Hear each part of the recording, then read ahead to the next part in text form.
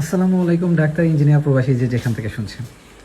আজকে আমাদের গরুকে আমরা কৃমি ওষুধ দিয়েছিলাম আর কি। তো এই জন্য আমি চাচ্ছিলাম আপনার সাথে কিছু একটা ইনফরমেশন শেয়ার করি। তো গরু অনেকগুলো কৃমির মধ্যে একটা প্রজাতি আসলে গোল কৃমি। তো এই গোল কৃমিটা আসলে কি, বা গোল কৃমিটা হলে আসলে কি কি প্রবলেমটা হয়, এটা মনে হয় আমাদের যারা আমরা খামারি যে আছি এই বেসিক জ্ঞানটুকু আসলে আমার মনে হয় সবার আসলে থাকা উচিত আর কি। তো এই গরুর গোলকৃমিটা হলে আপনার গরু আসলে কিছু আপনার লক্ষণ দেখা যাবে। তার মধ্যে একটা গরু আস্তে আস্তে একটু চিকন হয়ে যায়, তারপর গরুর খাবারের রুচি কমে যায়, তারপর দেখা যায় গরু মাঝে মাঝে পেটও ফুলে যায় আর কি। হ্যাঁ, এরপর দেখবেন যে গরুর যে পশমগুলো আছে এগুলা রুক্ষ হয়ে যায়, যদি আমাদের গরু আসলে মাসাল্লাহ পশমগুলো বেশ সুন্দর। তো এই গরু গোলকৃমি যদি আপনার গরু কোনোভাবে আক্রমণ করে তাহলে কিন্তু আপনার মাংসের প্রোডাকশন কমে যাবে, দুধের প্রোডাকশন কমে যাবে।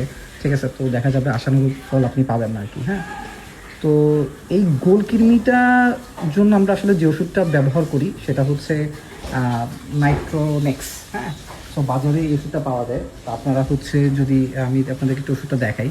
সো এই নাইট্রোনেক্স। তো এই নাইট্রোনেক্সটা প্রতি বোতলে 30 ml করে থাকে। তো এই 30 ml একটা ওষুধ দিয়ে আপনি 3টা গরুকে দিতে পারবেন। প্রত্যেকটা গরুকে 10 ml করে আপনারা দিতে পারবেন। তো এই ওষুধটার দাম অনেক সময় জিজ্ঞাসা করেন, আমরা সাধারণত দাম বলি না, তারপরেও যদি বলি এই একটা নাইট্রোমেক্সের একটা দাম পড়বে অলমোস্ট 200 টাকা করে।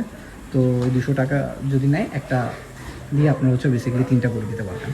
তো সবসময় খেয়াল রাখবেন যেন গরুকে কোনোভাবেই আসলে গোলকৃমি বা আক্রান্ত না করে, আর যদি আক্রান্ত করে একজন অভিজ্ঞ ভেটেরিয়ান পরামর্শ নেবেন এবং পরামর্শ নিয়ে ওষুধ আপনারা দিবেন, যেন আপনাদের গরুগুলা আলহামদুলিল্লাহ যেন সুস্থ থাকে আর কি।